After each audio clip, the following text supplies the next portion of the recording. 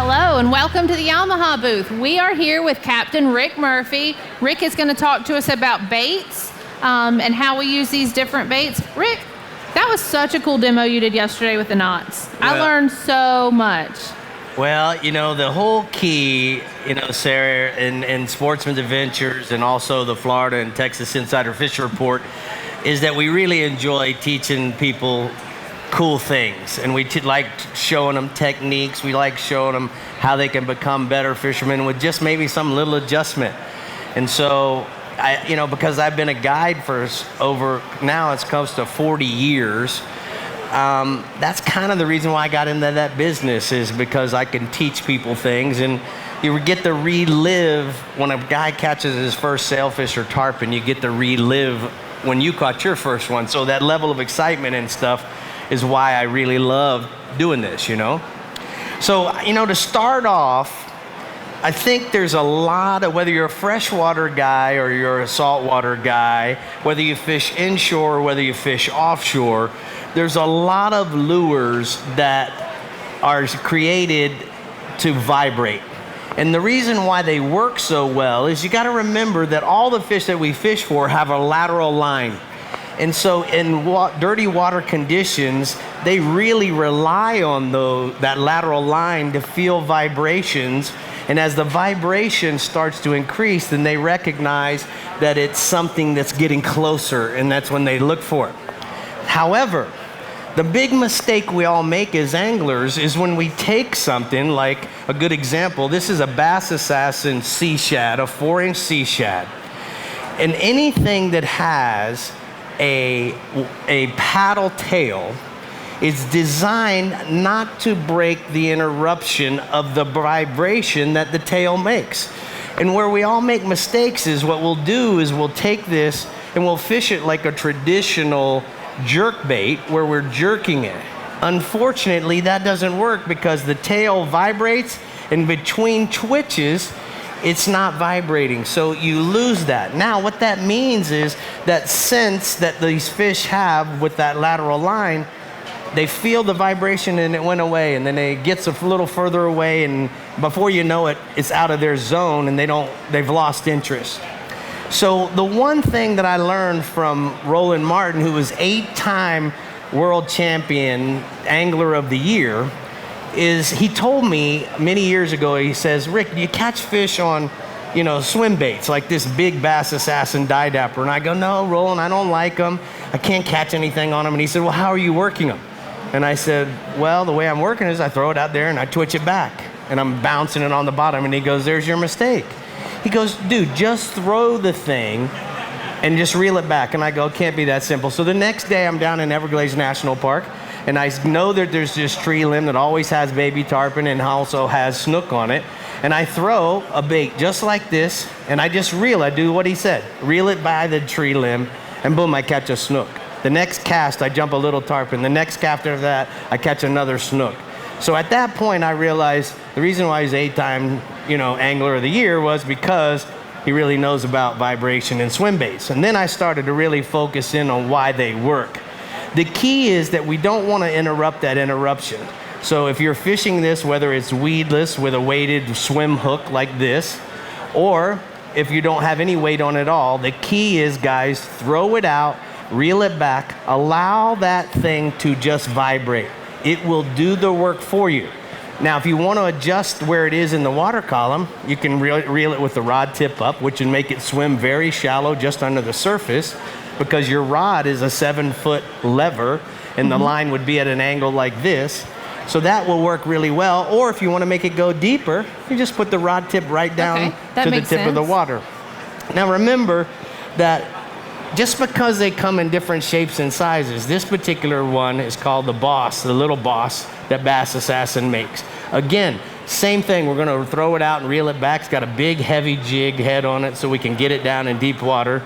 It also has some ribs on it, which creates a whole nother level of V-wake and vibration.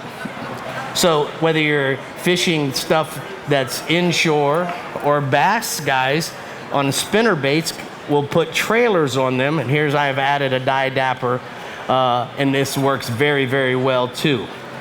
Again, the key is that we're utilizing the lateral line of a bass, of a snook, a redfish, tarpon. Here's a frog, and as you can tell, the legs are made with a similar paddle tail type. We're just gonna throw this out and put our rod tip down, and it's gonna make a gurgling noise on the surface, but it's the vibration of what those legs do and the V-wake that they create, which gives them the ability to attract fish. We're gonna tie them on with a loop knot so that we can get as much action out of them as we can. The loop knot that I would use on this so that it's straight would be a uni knot. Now, to prove to you how these things really have evolved, that's the soft plastic world, but this is a rattle trap essentially. This bait has been out since the late 50s, early 60s. Obviously, over the years, it has changed because of all the reflective materials have advanced. But if you listen, Sarah, it has a series of vibration chambers and BBs in there. And the way this thing works is you just simply throw it out as far as you can, put the rod tip down, and reel as fast as you can. You'll feel the rod tip is just vibrating like this. And what we're relying on is the fish to feel that vibration. And what I think, reason why all these lures work so well is as that vibration gets closer to the fish that we want to eat it, they sense that, they feel it, and they know in a matter of seconds they have to make up their mind and commit.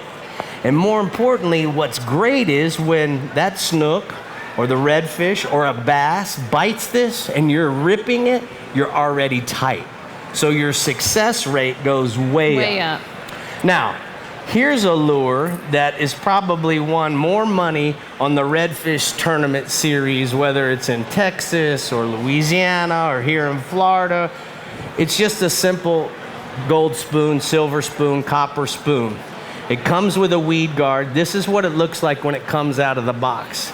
The key to this, guys, is to throw it out, reel it back as fast as you can with the rod tip down without it skipping on the surface.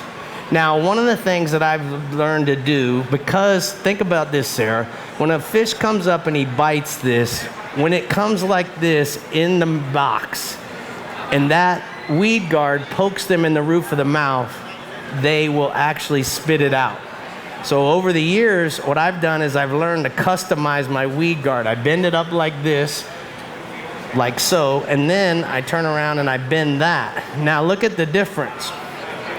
When the fish comes up and bites this, and he pushes it down, the point is exposed, but this part of the wire didn't poke him in the mouth.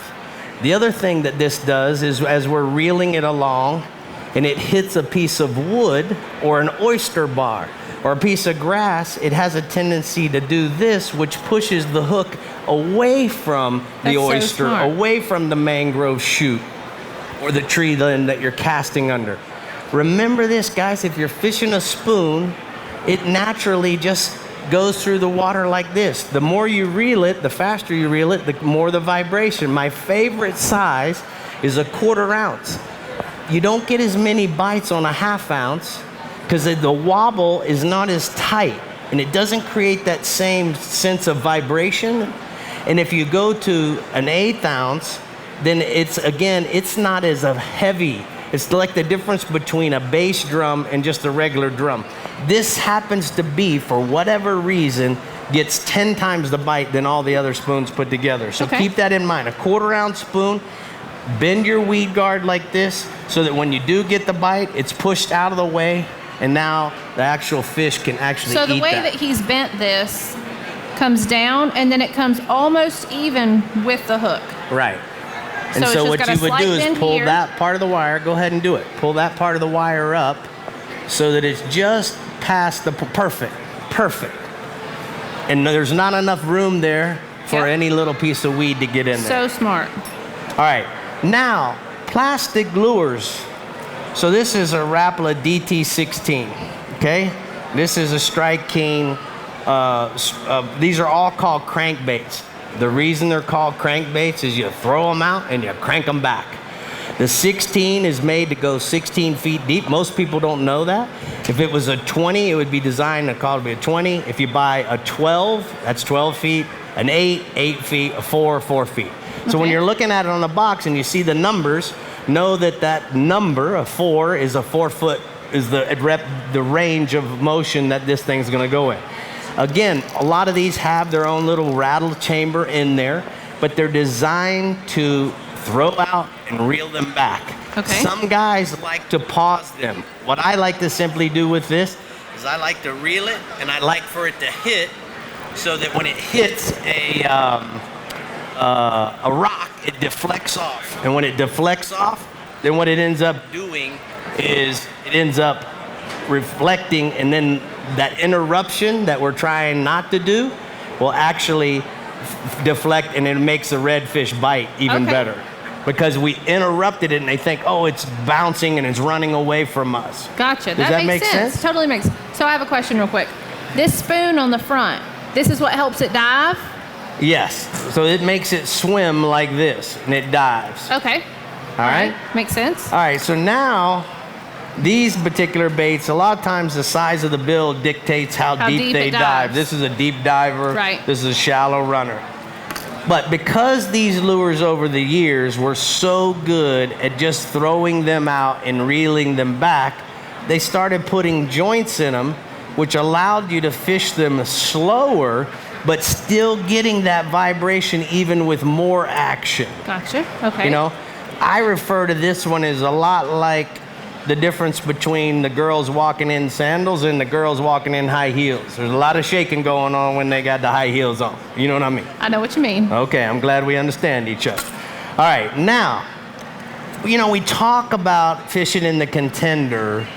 We talk about fishing big lures. A lot of times this time of year, the guys are all going to high-speed trolling for wahoos. When they're high-speed trolling for wahoos, they're trolling skirted plastic rubber stuff, big leads in front of them, and they're trolling at 15 knots. Okay. Now, over the years, this market kind of faded away because you weren't able to troll usually more than 10 knots with a lip lure. And unfortunately, when you're trolling at that speed, you get a lot of barracuda bites. So the reason why guys went to 15 knots is the barracuda's a lot lazier, and you'll still catch a few. But more importantly, what happened is you eliminated the barracuda bites, and you're catching more wahoos. Okay.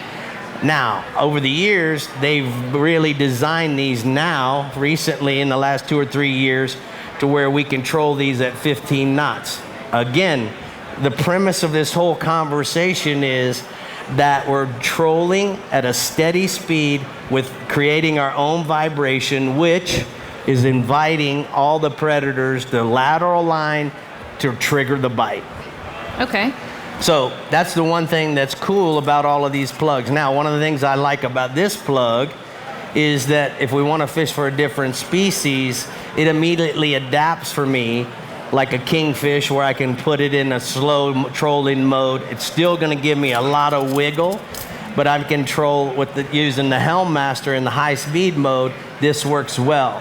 Okay. And so many times, as you know, it's really important to be able to adjust your speed. And when you're swinging big propellers like we have on the XTOs, you know, we go pretty fast in trolling.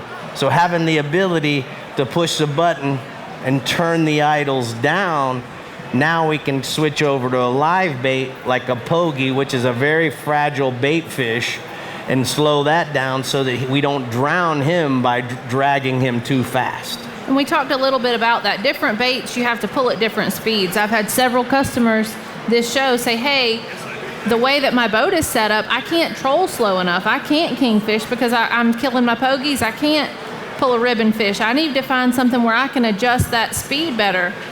These 425s are going to be able to slow me down. And to me, in my mind, that doesn't make sense, because how is a bigger motor going to help him go slower? No, and that it really does. You know, when I was doing that endurance testing last year up in St. Augustine, the first thing we did was we turned the speeds way down with the Helm Master mode. And then more importantly, then when we would say is, okay, instead of using all 3 motors in gear, we would just push in the center motor to eliminate any white So water you at all. control with just one center engine? Motor.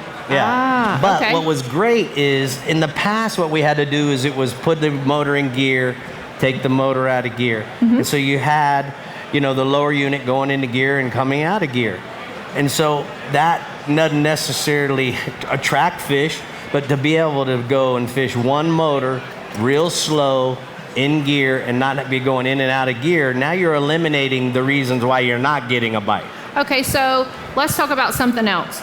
Usually there's so much whitewater, you want to put things out at the back of the whitewater. Right. Well, you start stretching it out like that. You were telling me yesterday that you don't think there's as much whitewater out of these 425s. How does that work? Because it seems like all this engaging, disengaging would really stir it up. And that's the new design of the lower unit of the XTOs. So what we're doing now is we don't really get a lot of, this is why they're so good in reverse, is we don't get the, when we go and put a boat in reverse, in most cases, we create, because the bubbles come through the exhaust of the hub.